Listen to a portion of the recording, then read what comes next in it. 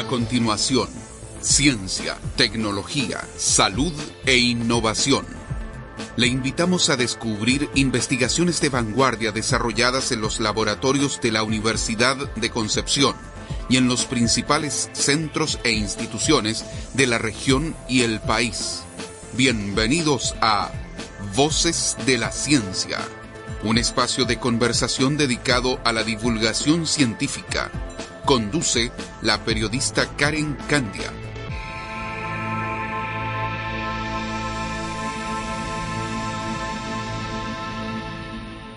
Hola, muy buenas tardes, amigas y amigos auditores, bienvenidos a Voces de la Ciencia. Hoy quiero contarles que con el objetivo de analizar las amenazas actuales y retos futuros del cambio climático en ecosistemas árticos y zonas de montaña, a principios de junio se realizó en Suecia un workshop internacional de bioseguridad en las montañas y ecosistemas del Ártico, en donde se reunieron 12 ecólogos de distintos países para analizar esta situación según su área de investigación. La idea, por supuesto, era poder ver los efectos del cambio climático y el movimiento de especies. Para conversar sobre este tema, hoy me acompaña quien precisamente participó en este encuentro, el doctor en Ecología Forestal, Aníbal Pochart, académico e investigador de la Facultad de Ciencias Forestales de nuestra Casa de Estudios, director del Laboratorio de Invasiones Biológicas, quien también es especialista en especies invasoras. Muy buenas tardes, bienvenido. Buenas tardes. Profesor, quisiera primero que todo entonces que nos contara cuál fue el objetivo de reunirse en este encuentro. Un tema, por supuesto, que está ahora muy en los medios, el cambio climático y los distintos efectos que se están viendo a nivel tanto país como mundial. Bueno, hace ya un tiempo, hace alrededor de 10 años, tenemos un grupo de investigación en ecosistemas de montaña, ¿no? Se llama MIREN. Es un grupo que se llama de invasión, de estudio de invasiones en ecosistemas de montaña. Y este grupo está constituido por académicos de distintos países, de todo el mundo, ¿ya? Entonces hemos estado pensando en cómo estos ecosistemas de montaña, que en general son ecosistemas más fríos, han ido cambiando por producto de la actividad humana. Y entonces en estas cosas, ¿no es cierto?, surgió la idea, juntemos todo lo que está sucediendo también en la zona ártica, en especial en el norte de Europa, y veamos cuáles son las posibles implicancias, tanto del cambio climático como la invasión de especies exóticas, ¿no? Y cómo esta invasión de especies también está produciendo cambios en la biodiversidad y en el bienestar humano. Se reunieron en esa oportunidad 12 investigadores de distintos países. ¿Cuáles eran las áreas desde las cuales se abordaron estos problemas? Bueno, eso fue bastante innovador, porque en general los ecólogos también tendemos, como toda disciplina, a trabajar en nuestra área, ¿no? Pero en este caso teníamos desde el área de la salud humana, de la salud veterinaria, también ecólogos especialistas en animales y ecólogos especialistas en plantas. Todo este grupo bastante multidisciplinario, estuvimos conversando de cómo poder tratar de conectar todos estos factores que se están cambiando tan rápidamente. Como decía yo, el cambio climático está haciendo cambiar toda esta biodiversidad, y los posibles escenarios con que nos vamos a encontrar son bastante impredecibles. No podemos en este momento a ciencia cierta saber qué va a suceder con los cambios de temperatura, los cambios en las precipitaciones y en estos ecosistemas que generalmente la gente considera que por ser fríos son bastante resilientes, o sea, soportan bien los cambios, pero todo lo contrario, porque todos los modelos indican que al ser fríos, un pequeño cambio en la temperatura va a hacer cambios importantes en la biodiversidad y en los ecosistemas. En el caso de Chile, ¿cuáles son de nuestro país las zonas, por ejemplo, que están más expuestas a sufrir por este tipo de cambios? Bueno, en el caso de Chile estamos hablando de ecosistemas de zonas de montaña, que tenemos los Andes, que es en realidad cuando uno conversa con los colegas extranjeros, los Andes nos da un experimento natural a toda latitud, ¿no es cierto? Desde el norte hasta el sur del país tenemos un gradiente de altitudes muy importante. Y ahí tenemos zonas que claramente están expuestas al cambio climático a todo lo largo del país, ¿no? Entonces, hay esas zonas que estamos acostumbrados, y ya lo están viendo los especialistas, los climatólogos, de que la cota a la cual cae la nieve cada vez está subiendo, digamos. Entonces, lamentablemente, con eso estamos también perdiendo estas zonas andinas. Esas zonas se van a ver muy afectadas, y nosotros creemos que por el cambio climático van a empezar a subir especies que antiguamente o anteriormente se encontraban en los valles.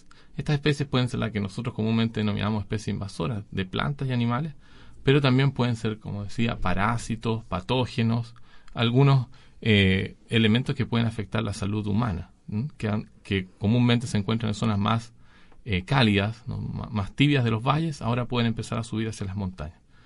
Adicionalmente, Chile tiene todo lo que son los ecosistemas subantárticos, que usualmente no los consideramos mucho, pero desde Coyhaique hacia el sur tenemos ecosistemas subantárticos que son realmente importantes y que también se espera que sufran bastante por el tema de impacto del cambio climático. Es ahí donde pueden empezar a llegar especies que comúnmente no hubiéramos encontrado, ¿no?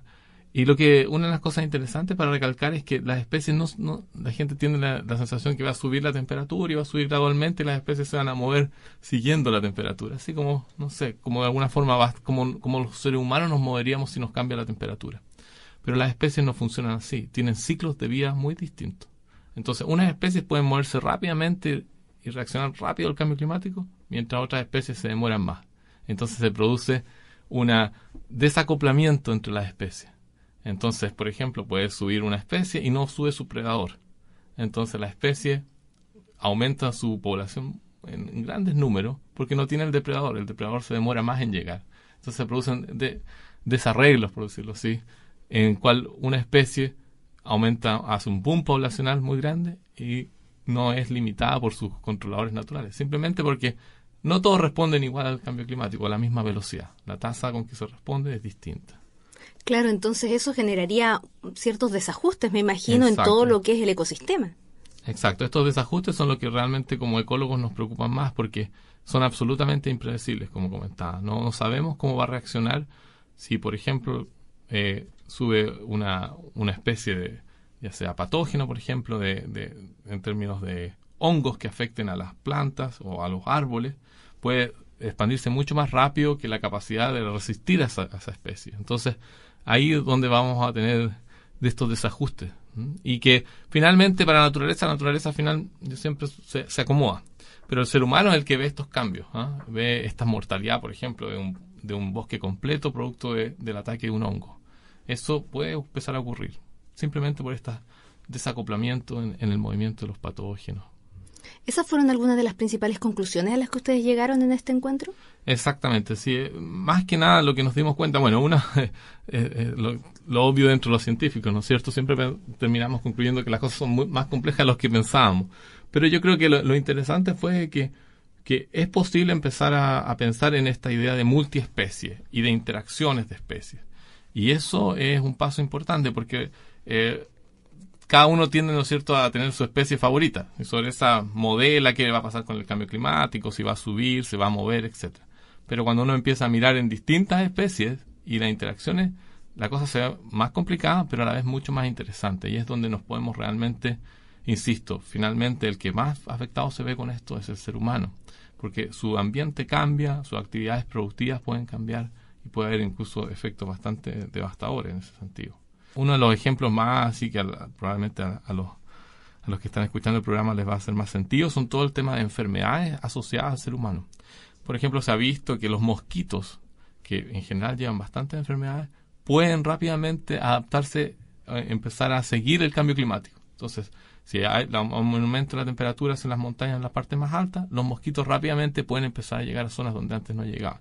Y lo mismo en la latitud, en el caso nuestro hacia el sur, o en el caso del hemisferio norte hacia el norte. Entonces pueden empezar a desplazarse rápidamente y empezar a llegar donde no había esas enfermedades.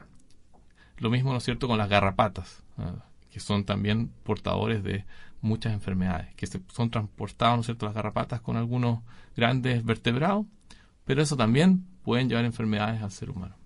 Por ejemplo, ¿podría darse también el hecho de que enfermedades que están de un continente pasen a otro también por esta migración de poblaciones, tanto animales como vegetales? Exacto. Eso es lo que es para añadirle más complejidad al asunto. Tenemos, ¿no es cierto?, el cambio climático que nos va a hacer cambiar las condiciones, pero además estamos trayendo una serie de actores, por decirlo así, especies que no son nativas del lugar. Y eso es un poco la especialidad de nuestro laboratorio de invasiones biológicas, es decir, cuáles especies que no son nativas de un lugar son transportadas por el ser humano y se vuelven muy abundantes y también interactúan, ¿no es cierto? Hay una sinergia con el cambio climático y por lo tanto se vuelven aún más abundantes. Entonces ahí donde pueden ocurrir estos problemas. Y las enfermedades, increíblemente, tendemos a no verlo, pero hay muchas enfermedades que el ser humano, ¿no es cierto?, ha transportado desde un lugar a otro y que son a la vez transportadas por animales dentro de ese ecosistema. Entonces estas interacciones son las que esperamos que sean bastante inciertas. Yo lo que creo que sí es importante es que en la medida que tengamos más conocimiento, más investigación al respecto, también podemos predecir un poco mejor lo que va a suceder. Y por otro lado, anteponernos un poco al cambio, ¿no? Estar dispuesto a aceptar este cambio. Esa visión que teníamos de la naturaleza estática ya es parte del pasado. Pero entonces ahora tenemos que acostumbrarnos a una naturaleza cambiante. Y por supuesto tratar de evitar traer más de estas especies dañinas, ¿no? Es lo que siempre tratamos de abocar, de que tratemos de introducir la menor cantidad de especies dañinas a una nueva área. Un ejemplo de eso podrían ser las famosas chinitas que hace un tiempo se estuvieron viendo de una manera muy abundante acá en la zona. Sí, bueno, exactamente. Muy buen ejemplo. Lamentablemente no tengo aquí el nombre científico, pero claro, esta chinita, ¿no es cierto?, que es de arlequina. Ahora me acordé que es el nombre común que le da a la gente, que claramente no es nativa. Y la gente la está viendo en sus casas. Absolutamente. Hoy día vi una y están en todos lados. Aquí en la universidad hay muchísimas. Claro, dicen que una experta me indicaba que también como los inviernos no son muy fríos aquí en Chile, tampoco no se produce esa disminución poblacional. Entonces tenemos un tamaño poblacional muy alto. Eso de alguna forma es una medida que la gente comúnmente está viendo, ¿cierto? Una especie que no estaba aquí hace 2 o 3 años que uno no veía. Después empezó a ver creo que el año pasado, antepasado, empezó a ver 1 o 2 ejemplares y ahora está lleno, ¿no es cierto? Incluso dentro de las casas, habitan en las esquinas, ¿no es cierto? Se pueden ver. Eso es una invasión biológica, la estamos viendo con nuestros propios ojos. Y esa fue causada por el hombre. Exactamente. Esa especie se trajo con fines agrícolas para hacer control de los pulgones, ¿no? Pulgones son unos pequeños insectos, ¿no es cierto?, que parasitan plantas. Y se trajo esta chinita que era mucho más predadora. El problema es que probablemente predó en otras cosas, ¿no es cierto? Se comió cuanto otro insecto había, hay mucha alimentación para ella y no hay controlador para la misma especie y hay este boom poblacional que vemos. Esperemos que haya un cierto controlador y que sea solamente una onda y que después empiece a bajar, pero ese es el problema con las invasiones biológicas. Es difícil saber qué va a suceder. Ellos se están adaptando a un nuevo entorno y por ende no sabemos, como no se había visto antes, no sabemos cuál va a ser su evolución. Y hay muchos recursos disponibles. Cuando una especie es nueva en un ecosistema, encuentra todos esos recursos que las otras especies no están usando. O es más capaz de tomar todos esos recursos. Cuando me digo recursos me refiero a alimentación. Fundamentalmente en el caso de esta chinita. Entonces, probablemente está predando en muchos insectos nativos y eso también es triste porque de alguna forma lo que está sucediendo es que no sabemos qué especies nativas están siendo depredadas por esta especie invasora. Y cuando no tenemos registro claro en nuestra propia biodiversidad, no sabemos los cambios que se están produciendo. Claro, eso no existe actualmente, un registro más completo. Hay algunos registros, pero lamentablemente no al nivel que uno quisiera. En términos de abundancia. Hay registro de las especies, eso tenemos un buen registro, por ejemplo aquí en zoología hay un buen registro de las especies que ocurren en la región, pero no de la abundancia, de cuántos individuos hay y por lo tanto cuánto va a afectar este predador nuevo a un ecosistema es prácticamente muy difícil de evaluar. Y nuevamente eso hace resaltar, porque tenemos otros casos de especies invasoras, por ejemplo, también a la gente le va a hacer sentido esto del abejorro, ¿no es cierto? El abejorro europeo, que es el abejorro que estamos viendo ahora, que tiene una franja negra, una amarilla y una blanca, desplazó completamente nuestro abejorro rojo, ¿ya? Que era un abejorro más grande, un poco más torpe en cierto sentido. Bueno, se trajo esos abejorros, el abejorro europeo se trajo para polinizar cultivos y se ha seguido trayendo panales. Y lamentablemente estamos casi a la extinción de la especie nativa, porque se trajo esa especie exótica que se traía un patógeno, un hongo, que de alguna forma saltó de la especie de abejorro introducido europeo al abejorro nativo. Y al saltar, le produce una enfermedad que el abejorro nativo no está acostumbrado y simplemente este abejorro rojo, bien vistoso, que era común verlo aquí en Concepción, está casi desaparecido.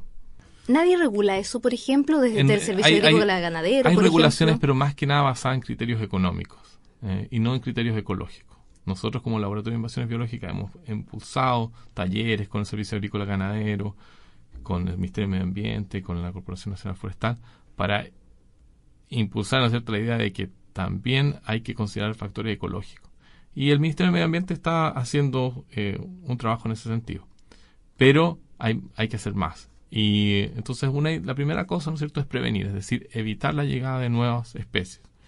Y la segunda es la adaptación, es decir, bueno, muchas de estas especies no podemos controlarlas, no hay mucho que hacer y tenemos que adaptarnos. Esa es la opción. Otra instancia también hay un control temprano. Cuando la especie recién llega, uno quizás puede, ¿no es cierto?, controlarla, eliminarla, erradicarla. Pero en muchos casos los recursos son muy limitados para hacer eso. Y usted que tuvo la oportunidad de compartir con colegas de todo el mundo y poder ver las preocupaciones que hay a nivel mundial respecto de este tema, ¿qué se está haciendo entonces también desde el ámbito internacional para poder difundir esta situación, controlar o también prevenir, como bien dice usted, que esto se siga dando? Bueno, yo creo que a nivel mundial en los últimos 15 años ha habido un cambio importante en el sentido de las especies invasoras. Están dentro de las prioridades más altas como amenaza a la biodiversidad y los servicios ecosistémicos. Entonces, ya se está haciendo mucho más regulación. En Europa costó, pero hay una regulación más estricta. En Estados Unidos han sido más pioneros, llevan más tiempo regulando porque han tenido más costos. Las especies invasoras le han producido bastante daño. Entonces, ya hay esa conciencia de que hay que hacer algo y de estar limitando esto que hablábamos, la prevención, ¿no es cierto? Y después, el control temprano y el manejo de las poblaciones de especies invasoras para que no pasen ciertos límites. Así que respecto a eso, sí, cada vez yo siento que el tema ha ido tomando más relevancia en política y ya pasando a una cosa real, ¿no? Si uno habla de especie invasora, la gente entiende. Hace 15 años, cuando yo terminé, o más o menos terminé mi doctorado en esa fecha, digamos, la gente sabía muy poco de especies invasoras. Entonces, ahora el tema ya está en todos lados. Ahora el punto es, ¿qué hacemos? Y ahí hay que moverse, hay que empezar a trabajar más. En general, yo lo que siento es que a nivel internacional está mucho más asumido el concepto que aquí en Chile. Aquí todavía sigue siendo algo muy académico. En otros países ya ha entrado a lo que es las agencias públicas y todo. Se ha infiltrado más en la sociedad. Y eso yo creo que es relevante y ahí podemos aprender bastante. Pero en otras cosas, en términos científicos, creo que nosotros estamos bastante bien en estar aportando como país con investigación de punta en estos temas. Eso es muy muy bonito verlo en estos encuentros internacionales, cuando nosotros estamos aportando datos sobre las especies, estamos aportando información y estamos participando en artículos científicos internacionales. Eso nos indica que, como en términos científicos, estamos haciendo un buen trabajo. Creo que tenemos que hacer más en la parte práctica y también lo mismo respecto al cambio climático. Creo que el cambio climático no es mi especialidad, pero creo que falta mucho en Chile de adaptación al cambio climático, anteponerse al cambio climático. No solo la parte biológica, también es la parte humana. ¿Cómo vamos a vivir con el cambio climático? Claro, o sea, de hecho, es algo que lamentablemente ya no se puede detener. Lo que queda es adaptarse a lo que se viene. Bueno, ahí sí, todavía se podría reducir la tasa con que esto se está produciendo, ¿no es cierto? Y por eso los países están tratando de bajar la tasa de emisiones de carbono a la atmósfera, etcétera. Pero aparte de eso, como país, quizás nosotros no podemos hacer tanto en esa parte, sino lo que tenemos que hacer realmente es entender qué está ocurriendo y cómo vamos a adaptarnos al cambio climático. Eso creo que falta bastante. Usted señalaba que bien acá a nivel nacional lo que existe es bastante investigación científica respecto de precisamente las consecuencias que pueden surgir a raíz del cambio climático, del movimiento de las especies tanto vegetales como de animales en ese caso. Sin embargo, también ahora el paso es poder llevar esto a las autoridades para que se pueda tomar conciencia y también tomar las medidas que sean necesarias para poder mitigar estos impactos. ¿Ese es un paso que es muy complejo todavía o estamos...? Bueno, yo aprovechando, digamos, la instancia, uno siempre en ciencia en Chile el problema es que terminamos los académicos haciendo todo. En otros países desarrollados el académico hace la ciencia, hace buena ciencia, hace algo de difusión de esta ciencia y con eso es suficiente porque hay un paso intermedio que lo hace una serie de profesionales muy capacitados. Y eso va a darnos como tercer actor el gobierno, las agencias, etcétera. Nosotros aquí a veces tenemos que nosotros mismos como académicos hacer el nexo de todo y eso realmente es bastante difícil y toma mucho tiempo, esfuerzo. Yo creo que tenemos que mejorar las capacidades técnicas en los organismos de gobierno para que haya ese traductor de la ciencia, que la ciencia esté más ligada entre academia y gobierno, haya un puente más directo, y que haya traductores de la ciencia y que la ciencia llegue rápidamente a las acciones de gobierno. Porque en todas las líneas, imagínate, tú misma aquí entrevistas a otras personas de la universidad, astronomía, física, medicina, aquí hay muy buena investigación en Chile, pero esta investigación está disponible en revistas internacionales, y somos reconocidos como país en ese sentido en Latinoamérica de avanzada. Pero cómo hacemos llegar eso a la parte de gobierno es bastante complejo. A quienes toman finalmente las decisiones. Lo veíamos, un ejemplo claro es lo que sucedió hace pocos días en el norte. Se dice que existían muchas investigaciones de la posibilidad de que sucedieran los aluviones, de que se sabía, de que estaba la información, pero finalmente nadie tomó la decisión de hacer algo y bueno, lamentablemente vimos las consecuencias. Lo mismo puede suceder en esta área también.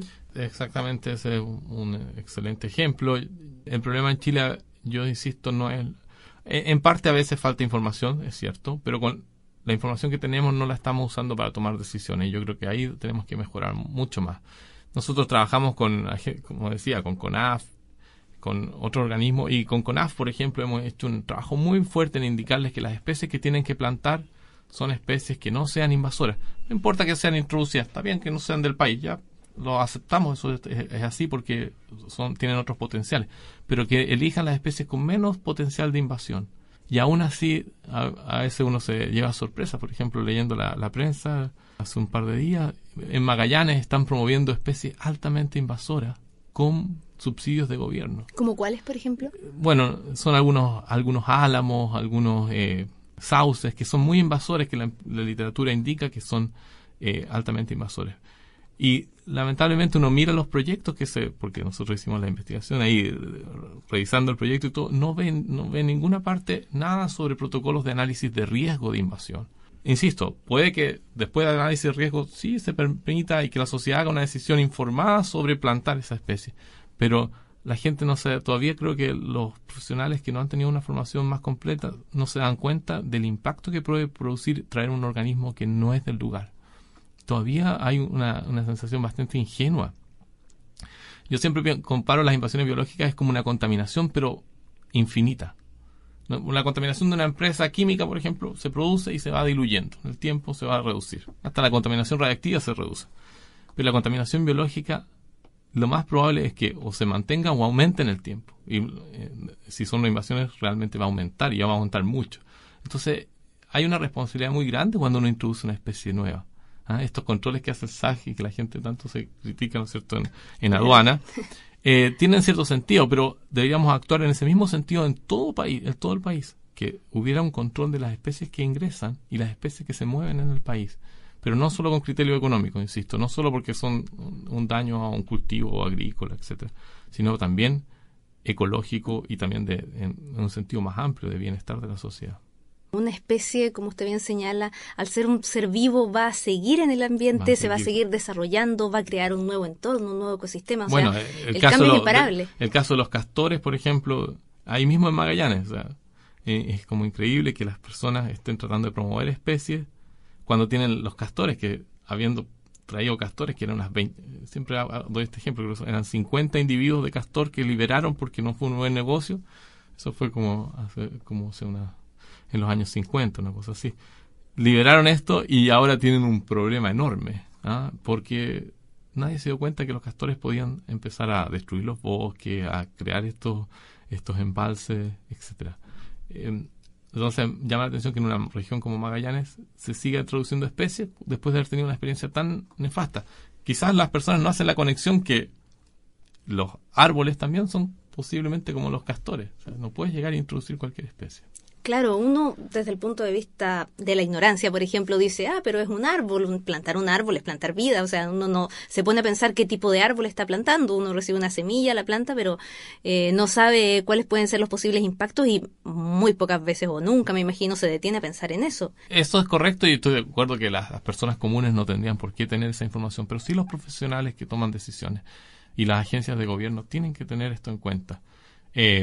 Y sí, realmente, claro, uno dice, bueno, plantar árboles, pero eso ya es un paradigma que está en retirada. No siempre es bueno plantar árboles, ¿no? A veces eso lo discuto hasta con mi madre, que dice que siempre hay que plantar. Era como una visión más antigua, pero ahora hay que ver qué ecosistema, qué especies es bueno que se establezcan en un lugar. Bueno, una anécdota para comentar es que en Chile se impulsó muchas plantaciones en lugares porque simplemente era la idea de controlar la erosión. Entonces se plantaron lugares que nunca después los bosques tuvieron ninguna utilidad y que ahora esos bosques han ido creciendo, han producido procesos ya de invasión, es decir, se han salido de la plantación, están colonizando otros lugares, e incluso han aumentado el riesgo de incendios. Por ejemplo, en la zona de Aysén, de Coyhaique, hay bosques de pino que son simplemente bosques completamente de una sola especie, que no tienen ninguna utilidad ecológica, ni tampoco una utilidad económica porque es imposible cosecharlos. Los plantaron en lugares donde era imposible. Entonces, y aún más, el riesgo de erosión que se preveía, ¿no es cierto?, reducir. Ahora que los árboles están grandes, está el riesgo de caída de los árboles, ¿no? Porque simplemente son árboles enormes. Entonces, hay también mucho cuidado. No siempre lo que el ser humano hace, hay que tener una visión un poquito más de precaución respecto a nuestros cambios en la biosfera, de cómo estamos adaptando. Y, insisto, esto está bien desarrollado, la ciencia está. Si quieren hacer análisis de riesgo, existen las herramientas. Entonces, es posible hacerlo. O sea, la información está, hay que saber buscarla, claro, y poder utilizarla finalmente. Claro, y por eso el Laboratorio de Invasiones Biológicas tenemos una página web, nosotros hemos ganado muchos proyectos de difusión y de apoyo al sector productivo para que tome mejores decisiones en este sentido. Y precisamente ya que estamos hablando de los árboles, queremos aprovechar de recordarle a nuestros auditores que la facultad está impulsando un concurso que se llama precisamente Un gigante en mi jardín, que es donde se están buscando los árboles que contribuyen al patrimonio del Gran Concepción, me imagino, no especies invasoras. Uh-huh. La idea es que precisamente contribuyan a la biodiversidad de nuestro entorno. Quisiera que nos contara un poco sobre esto y que invitara a la gente a participar. Bueno, y de paso también nos dijera qué especies tal vez deberíamos evitar plantar nosotros en nuestro entorno más cercano, en nuestra casa. Claro, aquí estamos hablando, ¿no es cierto?, de un ecosistema urbano en que queremos que haya árboles. Y los árboles aquí, evidentemente, como decía yo, no por ser introducidos son negativos, todo lo contrario. Hay muchas especies introducidas que han traído muchos beneficios al ser humano. En un ecosistema urbano, los árboles cumplen muchas funciones. Y la idea de la facultad, este tercer año, ¿no es cierto?, que hacemos esta iniciativa, es promover que la gente se encariñe con sus árboles. Ya sean nativos, y también tenemos categoría nativo y introducido. Y en ese caso, la gente tiene que ahí enviar los antecedentes para ver. Hay varias categorías, pero lo que recuerdo, ¿no es cierto?, es belleza escénica, el árbol más grande, pero básicamente, y también la historia detrás de los árboles, si es que los árboles sostienen un valor espiritual para las personas. Lo que realmente queremos promover como Facultad de Ciencias Forestales es la idea de que los ecosistemas urbanos están vivos, porque se tiende a pensar que los ecosistemas urbanos son puro cemento. Y en Concepción, lamentablemente, en algunos casos casi es así. Digamos, hay muy pocas áreas verdes. Lo que se puede hacer es ir creando más áreas verdes, ir ocupando más espacios para la vida dentro de la ciudad. Y eso también es increíble cómo puede también acoger especies nativas. Por ejemplo, un árbol que produzca flores puede acoger, por ejemplo, al picaflor, puede acoger insectos nativos, y eso, otro tipo de aves, etcétera. Entonces, también son hábitats. Y eso es la idea, ¿no es cierto? Y por otro lado también impulsamos, tú tienes aquí el afiche, lo estoy viendo, tenemos a 2 niños ahí abrazando el árbol. También es la idea de cariño a la naturaleza. Creo que los árboles en la ciudad también dan una cercanía a la naturaleza mucho, mucho mayor. Estaba leyendo un artículo el otro día sobre este tema, es que indicaba que el solo movimiento de las ramas y de las hojas ya relajaba a la gente.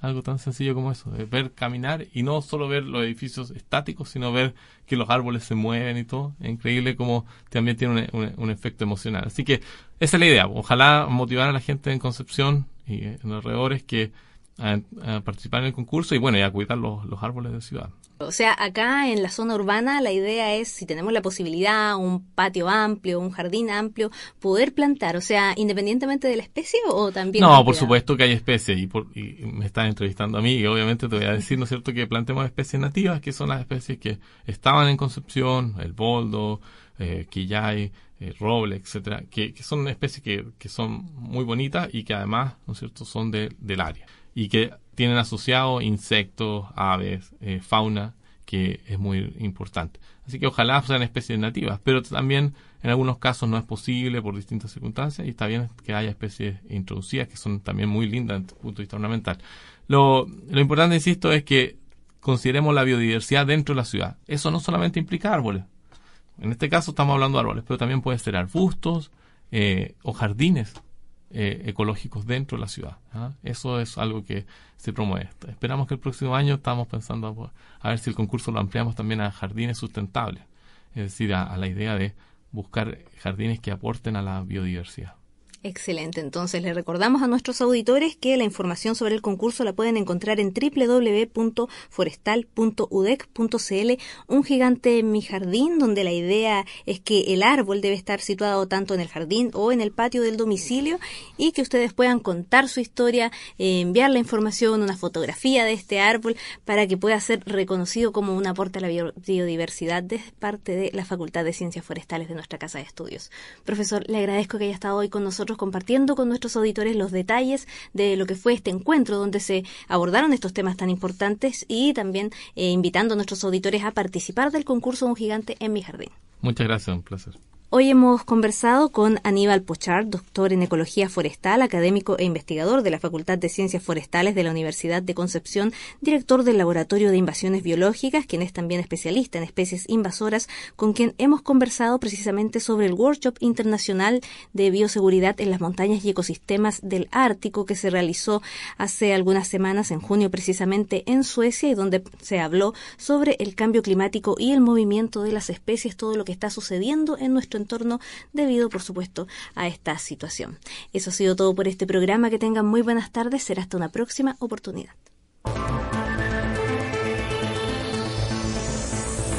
Fue Voces de la Ciencia, un espacio de conversación dedicado a la divulgación científica, con la conducción de la periodista Karen Candia.